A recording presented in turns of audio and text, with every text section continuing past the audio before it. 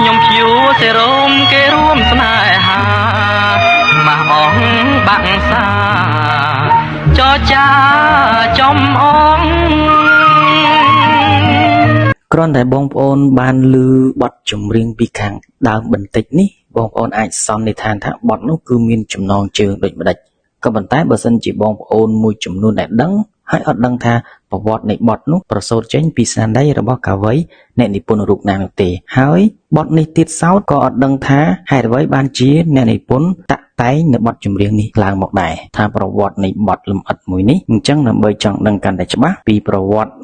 បទមួយនេះឲ្យបានល្អិតល្អន់និងក្បោះក្បាយធានាថាបងប្អូននឹងស្ដាប់ហើយគឺជក់ចិត្តដិតអារម្មណ៍និងនឹកស្រមៃទៅដល់ម្ចាស់បទក៏ដូចជានឹកស្រមៃទៅដល់ម្ចាស់នៃសាច់រឿងនៅក្នុងបទចម្រៀងនេះតលតែម្ដងដើម្បីកុំឲ្យខាត់ពេលវេលាយូរតោះទៅតាមដានស្ដាប់របស់ប្រវត្តិនៃបទនេះទាំងអស់គ្នាដែលធ្វើការបកស្រាយដោយបងសេងតារាបាទសូមជម្រាបសួរលោកតាលោកយាយលោកពូនអមីងនិងបងប្អូនទស្សនិកជនទាំងអស់ជាទីរាប់អានបាទនៅសប្តាហ៍នេះខ្ញុំបាទសេងតារា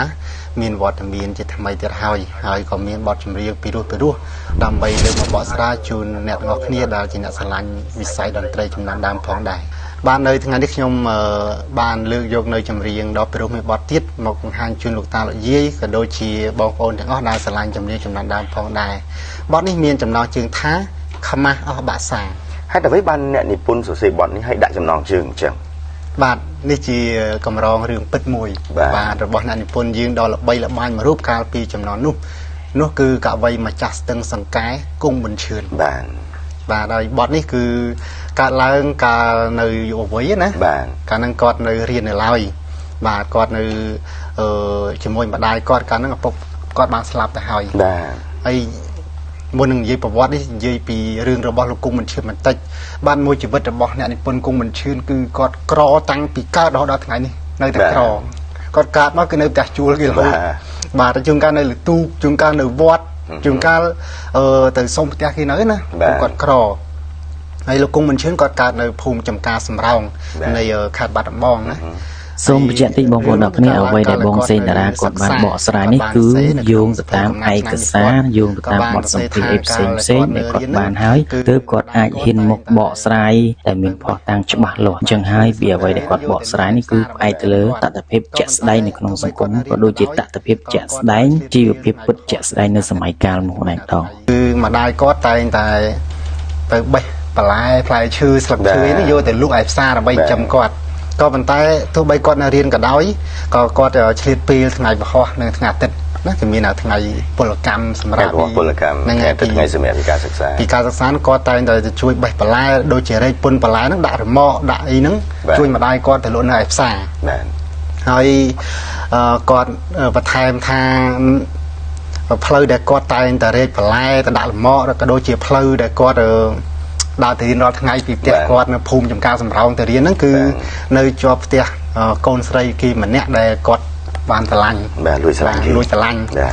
ក៏ប៉ុន្តែមុនដំបូងក៏លួចស្រឡាញ់តែក្រោយមកនាងហ្នឹងក៏ស្រឡាញ់គាត់ដែរដឹងថាកវីយើងលួចស្រឡាញ់ហើយក៏ស្រឡាញ់វិញទៅបាទក៏ស្រឡាញ់ហើយតែងតែណាត់ជួបគ្នានៅក្រោយផ្ទះណាបាទអញ្ចឹងឯងណាត់ជួបគ្នានៅវត្តពូធីវង្សនៃជាប់វត្តនៅជាប់ដងស្ទឹងសង្កែនោះស្គាល់បាទហើយជួនកាលគាត់ធ្វើជាទៅខ្វៀលគូនៅក្រោយផ្ទះនាងហ្នឹងណានៅចការសំរោងហ្នឹងហើយណាត់ជួបគ្នាស្បត់ស្បាយគ្នាថាពេលណារៀនចប់ឬក៏ពេលណាគាត់មានការងារធ្វើនឹងចូលស្ដីដណ្ដឹងនាងណាក៏ប៉ុន្តែគាត់ជាអ្នកក្រហើយនាងហ្នឹងជាកូនអ្នកឲ្យថាមានជីវភាពមធ្យមជាងគាត់ហើយដល់មើលគាត់អត់មានផ្ទះអត់មានសម្បែងផងអញ្ចឹងធ្វើមិនពុកម្ដាយនាងហ្នឹងដាច់ចិត្តលើកនាងឲ្យផ្ញើជីវិតមួយគាត់អ្នកក្រនោះអញ្ចឹងទៅបានជាក្រោយមកឪពុកម្ដាយនាងហ្នឹងក៏បានលើកនាងហ្នឹងទៅឲ្យកូនគេមួយទៅនៅក្នុងភូមិជាមួយគ្នាតែគេមានទ្រព្យស្ដុកស្ដំជាងគាត់ណាអញ្ចឹងហើយបានជាគាត់ធ្លាក់ខ្លួនឈឺដោយសារស្នេហាទៅដេកនៅពេទ្យធំហើយលោកដេកពេទ្យធំទៅស្ដាប់ចាប់យំនៅមាត់អួយហ្នឹងវាចេះសំណោះរឿងអតីតកាលហ្នឹងអញ្ចឹងហើយបានជាគាត់តែងបត់ខ្មាស់បាសាហ្នឹងហើយយកឲ្យលោកអឹងនារីច្រៀងបាទជាទូទៅគេច្រឡំថាបត់ហ្នឹងលោកស៊ីនស៊ីសមុទ្រតែពិតគឺលោកអឹងនារីទីហើយលោកស៊ីនស៊ីសមុទ្រជាអ្នកនិពន្ធបទភ្លេងហើយលោកអ៊ុំតារាដែលជាតន្ត្រីករវីឡុងនៅជំនាន់នោះជាអ្នកសម្រួលតន្ត្រីហើយថតនៅឆ្នាំ1974នៅក្នុងសេរីកាសែតរំដួលស្ទឹងសង្កែ បច្ចុប្បន្នសូមបង្ហាញផែនទីបន្តិចបើពេទ្យធំហើយនឹងចំការសម្រោងនៅទីណាលោកអ្នកធ្វើដំណើរតាមផ្លូវជាតិលេខ5ពីរាជ អូតាមពិតទៅអ្វីដែលខ្ញុំបានស្ដាប់ខ្ញុំគិតថាជាសម្លេងរបស់លោកតាស៊ិនស៊ីសមុទ្រក៏ប៉ុន្តែជាក់ស្ដែងទៅគឺរបស់លោកតាអឹងនារីសោះសម្លេងគឺស្តៀងគ្នាស្ដាប់បានតស្ដាប់ការបកស្រាយចឹងមិនដឹងថាអូសម្លេងដូចលោកតាស៊ិនស៊ីសមុទ្រគឺមានលោកតាអឹងនារីចឹងទៅអីមែនហួសចំការសម្រោងបន្តិចទៅវាស្រែ100អីនៅនឹងភូមិមកគេណាយើងចុះទៅក្រោមក្ដុលដូនទាវអីចឹងទៅហួសហែអញ្ចឹងប៉ុណ្ណឹងតទៀតបានហើយគាត់បញ្ជាក់ថានៅពេលដែលគាត់ដេករឿងពេទ្យធំទៅគាត់ជាសម័យឃើញអាសង្សារគាត់ធ្លាប់ណាត់ជួបគ្នាហ្នឹងតែពេលក្រោយមកនាងនឹងរៀបការទៅអញ្ចឹងហើយបានគាត់ឲ្យថាចំការសម្រោងកងកាយអ្វីម្លេះខ្ញុំតាមគេបេះមានក្តីមេត្តាគាត់ជួសរោមបងជួសេរ៉ូមគេរួមស្នេហាខ្មាស់បាក់សាចរចាចំអកបាទហេតុអីបានគាត់យកបាក់សាទៅដើម្បីឲ្យខ្មាស់វិញឆ្ងល់ឡើយព្រោះថាគាត់ដេកនៅក្នុងពេទ្យហ្នឹងលឺតែចាប់យំបាទមាត់នៅកន្លែងបន្ទប់គាត់ហ្នឹងគឺមានអួចហើយចាក់ហ្នឹងវាមកយំនៅកន្លែងហ្នឹងអាចាប់មានគូគេនោះបាទអូខេ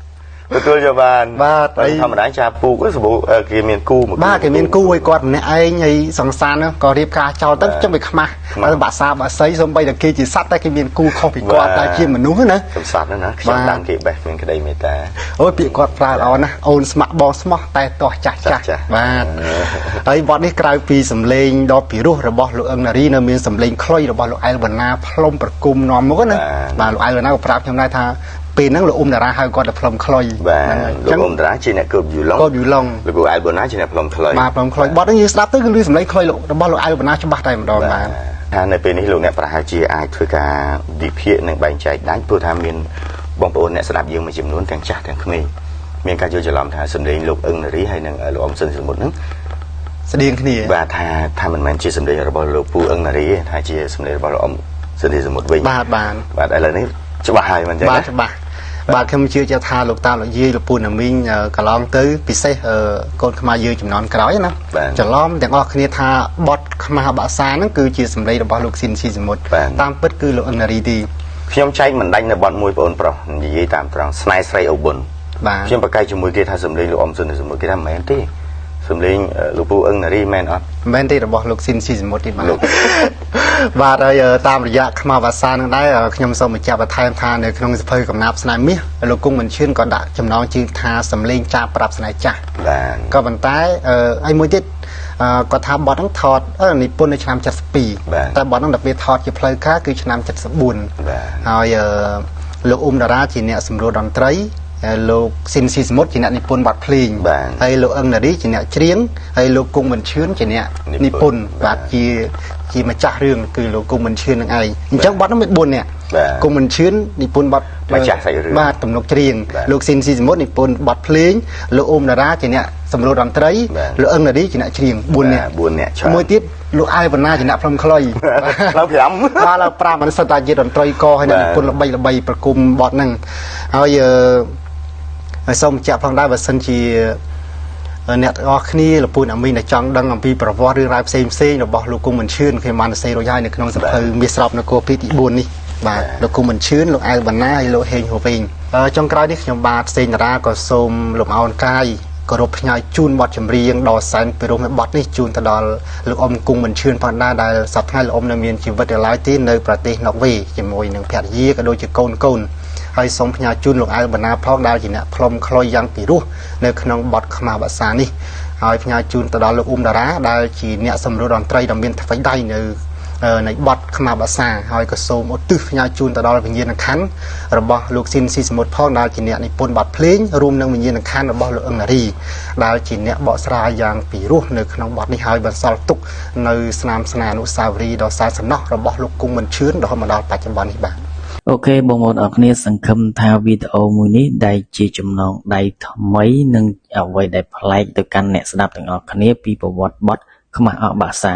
សូមបញ្ជាក់ថាវីដេអូនេះគឺជាវីដេអូដែលកាលពីរយៈពេលជាង10ឆ្នាំមកហើយនឹងពេញចិត្តរាល់ស្នាដៃរាល់ការស្រាវជ្រាវរបស់ បងសេងតារាទាំងអស់អញ្ចឹងវីដេអូនេះគឺជាង10ឆ្នាំណាស់ទៅហើយអញ្ចឹងដើម្បីកោះរំលឹកឡើងវិញហើយនេះហើយបានខ្ញុំធ្វើវីដេអូពីការបង្ហាញពីប្រវត្តិបទពីដើមនេះឡើងសង្ឃឹមថាបងប្អូនអរគ្នានឹងយោគយល់ទាំងអស់គ្នាហើយមួយទៀតបើសិនជាបងប្អូនចង់ទៅស្ដាប់ពីប្រវត្តិកវីនិពន្ធល្បីៗប្រវត្តិអ្នកចម្រៀងពីសម័យដើមក៏ដូចជាប្រវត្តិបទចម្រៀងពីសម័យដើមអញ្ចឹងបងប្អូនអាចចូលទៅមើលឬក៏ទៅតាមដាននៅ Channel YouTube របស់បងសេងតារាដែលខ្ញុំដាក់ជូននេះអញ្ចឹងបងប្អូននឹងដឹងយ៉ាងលម្អិតថាពីប្រវត្តិបទចម្រៀងពីសម័យដើមក៏ដូចជាប្រវត្តិកវីនិពន្ធល្បីៗពីជំនាន់ដើមទាំងអស់គ្នា